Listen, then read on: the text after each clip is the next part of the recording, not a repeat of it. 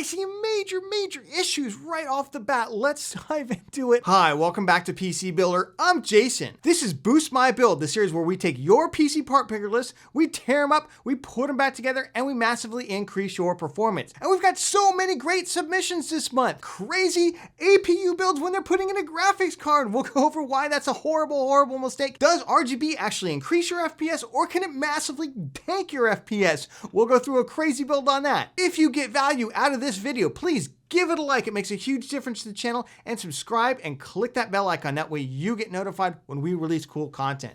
With that, let's jump into it. Before that, this video is sponsored by Micro Center, my favorite tech place on earth. If you've never been to a Micro Center, you are missing out on the coolest place for PC builders to get the best deals on the latest tech. Our video editing PC died recently, so I ran over to my local Micro Center where the friendly staff helped me find everything I needed. A top-of-the-line X570 motherboard, Ryzen 5950X, awesome Lian Lee case, and more for a great price. Whether you're building a new PC, buying a pre-built laptop or TV, or just want to hang out in the coolest tech place on earth, check out your local Micro Center, and new customers use the code in the video description to get an incredible $50 off select Ryzen 5000 CPUs. Add in a $20 motherboard combo discount for $70 in savings. We've got MMO Hobby. They've been a fan and a subscriber for a while now. They've been a laptop user for a long time, but they're gonna do it. They're gonna build their first PC. They want to do best price to performance gaming and coding. They want to game at high FPS 1440p. Of course, everybody does right now. That's the trend, right? They want it to be good in both Linux and Windows. That's gonna be more tricky than you think it is sometimes. Their budget's around $1,500 for the whole build, and they need a PC, a monitor, a keyboard, a mouse. Oh my gosh, that's a lot for $1,500. They want something that's also not too difficult to carry because they need to take it back and forth between university and home.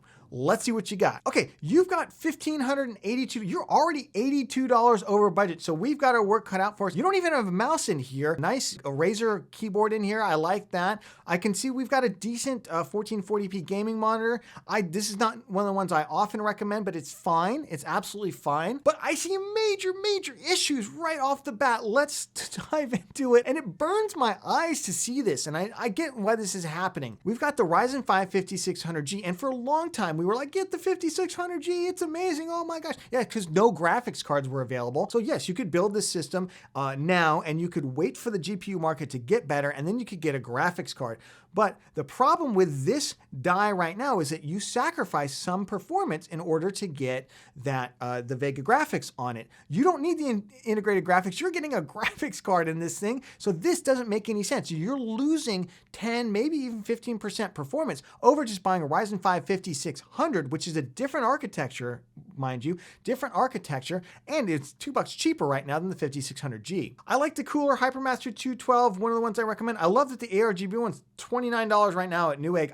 I'm gonna go buy a couple at that price. Motherboard, this motherboard typically is about $100. There's something wrong with PC Part Picker pulling the price on it right now, but this is perfectly fine. It's a budget board. It's got entry-level audio on it. Nothing to write home about, but certainly way better than those horrible Intel B660 motherboards. You can do this for about $100 right now and get a board. You could put a 5950X on this later and upgrade if you wanted to, or 5800X 3D. Really versatile and not a bad price usually. Then I think we're spending a lot of money here for just the name Corsair Vengeance on the memory. 3200 CL16 memory, just a 16 gigabyte kit for $75. It's a little pricey. I hate when we're over budget seeing money spent on like expensive, faster Gen 3 drives, especially when we're primarily gaming with this. Coding doesn't help that much to have a faster SSD, to be quite honest. $115, a little bit more than I'd like to spend. I love the graphics card. Great pick, RX 6700 XT, especially the MSI Mech one right now. This is the one to get. This is at MSRP, $485 with a $15 mail-in rebate. Get used to rebates. It just we're in this weird moment where graphics card prices fell off a cliff, and retailers who had to order these things through distributors probably quite a while ago paid through the nose for these things. Now they're having to turn around and sell them at a loss. So one of the ways that they're getting helped out by is go back to the manufacturers and have the manufacturers offer rebates into the card. So just get used to it until we're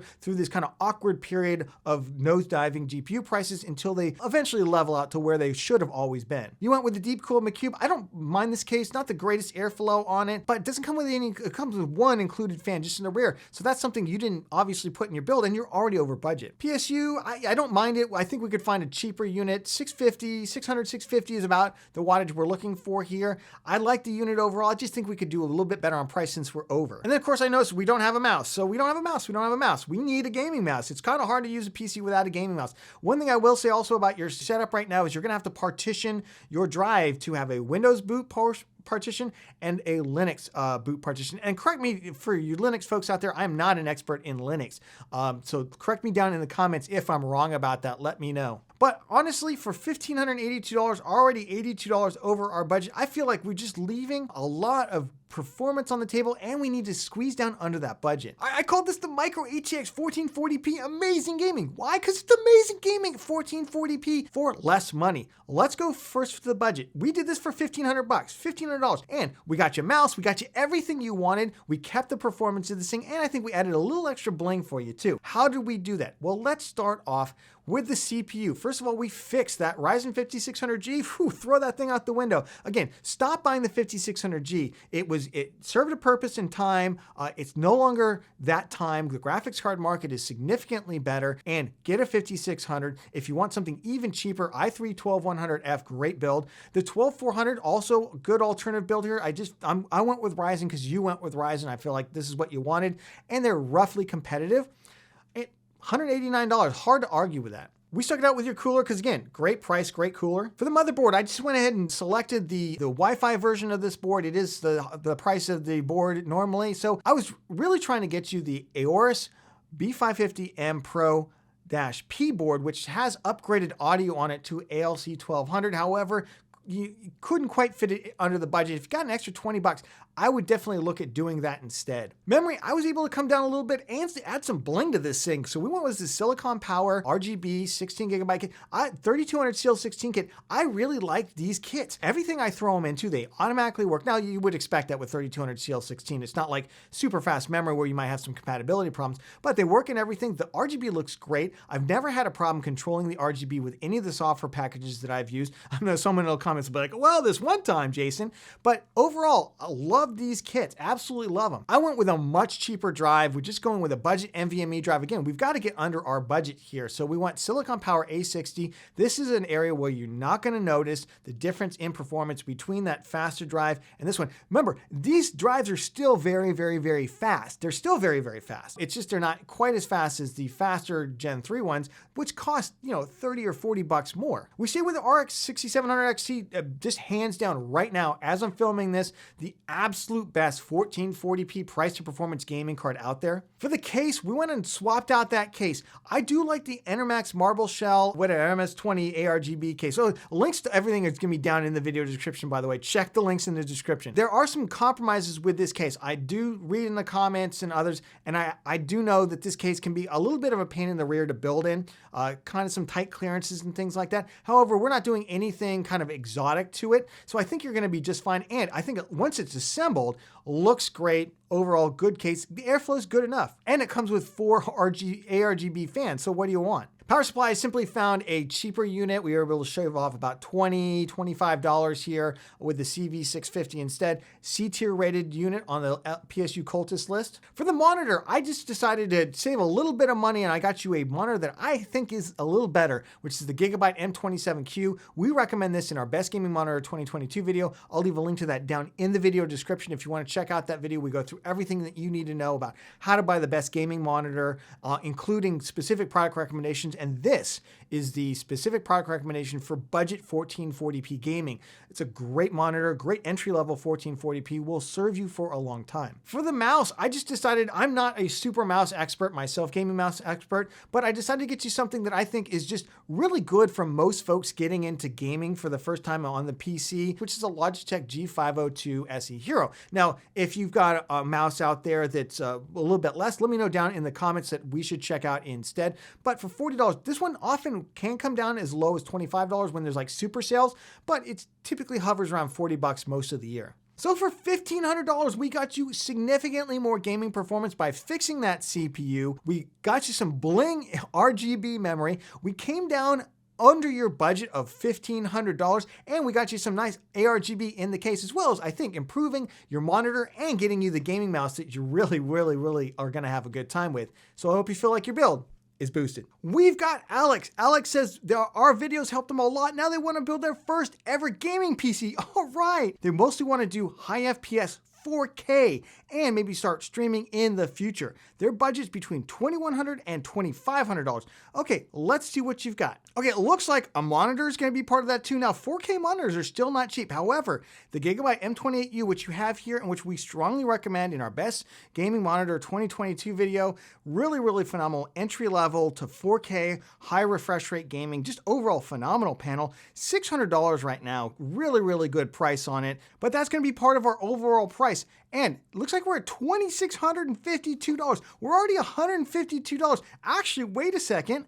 I see there's no price in here for your memory. That's 32 gigabyte kit, 3600 CL18. That's running about $130-ish right now. So we're almost like $300 over budget already. Oh my goodness. And I can see why we're over budget. I feel like the marketing and the aesthetics have absolutely taken over and destroyed our brain. But before we jump into it, let's start off with the graphics card. I like the direction you're going here with the graphics card. I think certainly the RTX 3080 is the right direction. And I noticed you went for the EVGA for the Win 3 model. This is running more expensive than the other ones. And I'm wondering if we should consider maybe even going up. How do you go up when you're $300 over budget? Well, let's see. 5600X, perfectly fine for streaming. I really want to see if we can fit a 5700X in, or maybe even an i5 12600K. This cooler is just stupidly expensive, $170. I mean, look, it's a lovely cooler. It's a great performance one, Corsair iQ H150i Elite. However, when we're already $300 over budget, I'm looking for these kinds of things to start cutting back. And this is just like, stop buying the X570 Tomahawk, in the US at least. Stop buying the X570 Tomahawk until it comes down at least into the $180 range. This board is never sold at its MSRP in the US. Now look, it was being sold at $300 and it was flying off the shelves at $300, even though it's not worth anywhere near that. You just know there's a B550 Tomahawk too. We don't need X570. I've gone over this rant too many times already. I don't mind your pick for the memory here, 3600 CL18. Would love to see if we can maybe tighten those timings up a little bit. You probably heard me say this a million times. Nobody needs this fast storage simply for gaming. This is a very expensive Samsung 980 Pro 2TB drive, $270, when we should be getting a drive like this for $100 less at Gen 3 speeds instead. For the case, I really like this case. In fact, we built in the white version of the Fractal Design Meshify C. Well, $112 right now. It only comes with 2 included non-RGB fans. You definitely need more fans in here. So